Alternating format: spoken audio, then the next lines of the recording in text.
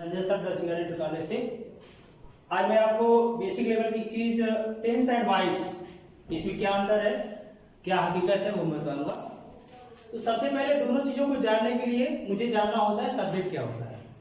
Subject जैसा कि आप जानते होंगे, नहीं जानते तो फिर भी जान लीजिए। सब्जेक्ट दो तरह का होता है, एक होता है डूअर, एक होता है नॉन डूअर। जब कभी भी सेंटेंस का सब्जेक्ट डूअर होता है तो वह सेंटेंस टेंस में आता है। जैसे राम रीड्स ए बुक। अब इसमें कौन पुस्तक पढ़ता है, तो राम पढ़ता है, तो राम काम करने वाला हो गया। ये जो रीड है, जो पढ़ने का जो काम हो रहा है, वह राम कर रहा है, इसलिए यह वाक्य टेंस में आएगा। इधर क्लियर। अब दूसरे सेंटेंस की बात हम करते हैं। ए बुक इज रीड, एक पुस्तक पढ़ी जाती है, लेकिन किसके द्वारा पढ़ी जाती है, ये नहीं बात। तो यहाँ पे ये सब्जेक्ट जो है खुद, ये रीड जो कार्य हो रहा है, ये पुस्तक पढ़ने का जो कार्य हो रहा है, ये खुद नहीं कर रहा है। तो ये हो गया वॉइस। बेटा इसी को वॉइस बोलते हैं।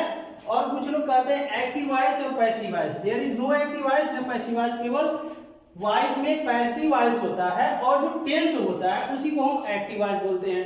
कारण क्या है, इसका जो सब्जेक्ट होता है, कार्य जो होता है, उसको खुद करने वाला होता है। और पैसिव वॉइस में यही अंतर है कि जो ये सब्जेक्ट होगा, वो जो एक्शन हो रहा है उसको करने वाला नहीं होगा। तो इस हिसाब से हम एक निचोड़ निकालते हैं कि हम सब्जेक्ट को दो भाग में डिवाइड करते हैं। एक होता है डूअर, एक होता है नॉन डूअर। तो अब से आप यही देखेंगे, सेंटेंस किसी भी टेंस का हो, अगर सब्जेक्ट आपका डूअर हो, जो वाक्य में एक्शन बताया जा रहा है, अगर वह एक्शन सब्जेक्ट खुद कर रहा है, तब वो वाक्य क्या होगा, टेंस में होगा। अनडाउटली टेंस में होगा, और 12 टेंस के किसी भी टेंस में होगा, वह टेंस में ही होगा। ठीक है।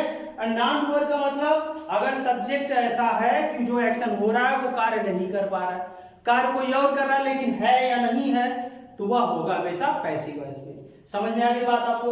अब आगे चलते हैं। अब डूअर में ये दो तरह से हमको मिलेंगी चीजें। एक लिविंग बीइंग, और दूसरा होगा सेम इसी के चीज नॉन लिविंग बीइंग,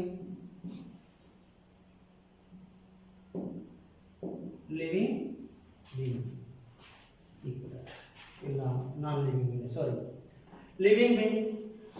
अब एक चीज आप जानिए, कार्य वही करता है, चाहे झगड़ा करना हो, चाहे पढ़ना हो, लिखना हो, चोरी करना हो, कार्य वही करेगा जो जिंदा रहेगा।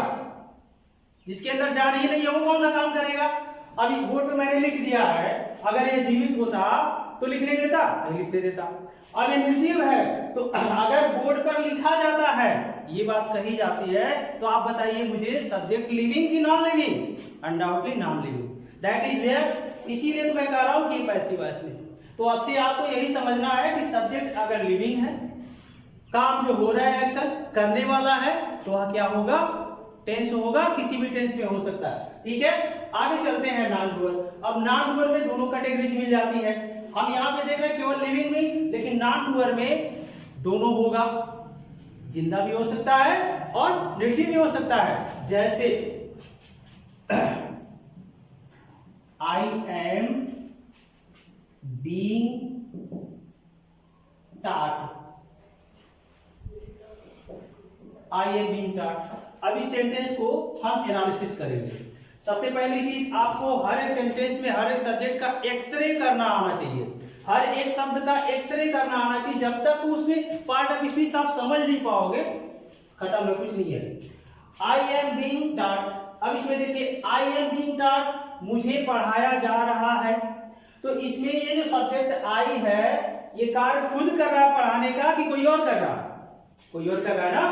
तो इस तरह से ये वाक्य क्या हो गया, पैसिव वॉइस में हो गया।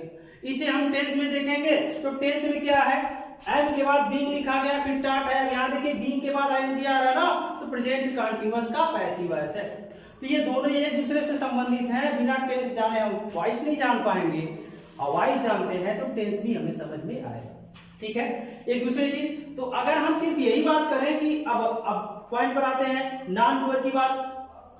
नॉन डूअर, अब मुझे आप बताइए, आई जो लिखा हुआ है, ये कार्य जो हो रहा है, ये कर रहा है खुद की कोई और कर रहा है, कोई और कर रहा है ना, इसलिए नॉन डूअर हो गया। अब हम देखेंगे ये तो लिविंग है, तो आपके दिमाग में कंफ्यूजन यहाँ से ही पैदा हो जाएगा, सर तो अभी आपने बताया ये तो डूअर लिविंग बीइंग होगा तो एक्टिव वॉइस में होगा, ठीक है बिल्कुल बिल्कुल सही है। लेकिन एक चीज यहाँ पे पॉइंट मिसिंग है, क्या चीज कि मतलब लिविंग है तो डूअर होना चाहिए ना, जब काम करने वाला होगा तभी तो एक्टिव वॉइस में होगा बाबू। लेकिन ये तो लिविंग होने के साथ साथ नॉन डूअर है ना, तो हम क्या कहेंगे पैसिव वॉइस में है, ठीक। तो इस हिसाब से हम ये समझ सकते हैं कि अब ये नॉन डूअर वाला जो सब्जेक्ट होता है वो पुनः दो प्रकार का होता है, एक तो लिविंग बीइंग और दूसरा क्या होता है नॉन लिविंग। अब क्लियर है, लिविंग